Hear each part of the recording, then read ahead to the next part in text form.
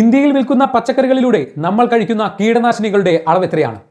Indian എൻവയോൺമെന്റൽ research and advocacy ഓർഗനൈസേഷനായ toxic ലിങ്കിന്റെ പഠന റിപ്പോർട്ടുണ്ട്. Highly hazardous pesticides in vegetables. Globally pesticide യൂസേജിന്റെ ഡാറ്റ എന്ന് പറയുന്നത് 6 മില്യൺ ടണ്ണാണ്.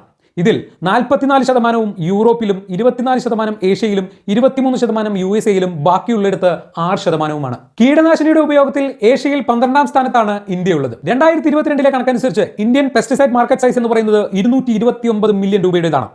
ഇത് 2028 ആകുമ്പോഴേക്കും 342 ബില്യൺ ആകുമെന്ന് പഠനം സൂചിപ്പിക്കുന്നു. വികസിത രാജ്യങ്ങളെ അപേക്ഷിച്ച് കീടനാശിനികളുടെ ഉപയോഗം ഇന്ത്യയിൽ കുറവാണെങ്കിലും അവയുടെ അവശിഷ്ടവുമായി ബന്ധപ്പെട്ട് ഇപ്പോഴും ഇന്ത്യ പ്രശ്നങ്ങളും വെല്ലുവിളികളും നേരിടുന്നുണ്ട്. ഇന്ത്യയിൽ 293 കീടനാശിനികളാണ് ഉപയോഗത്തിനായി രജിസ്റ്റർ ചെയ്തിരിക്കുന്നത്.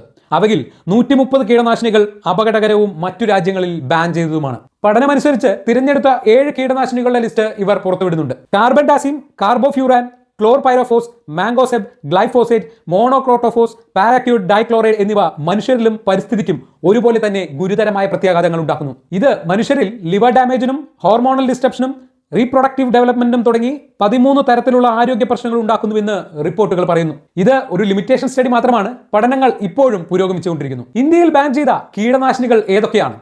ഓരോ സംസ്ഥാനങ്ങളും ഉപയോഗിക്കുന്ന കീടനാശിനികളുടെ അളവ് എത്രയാണ്?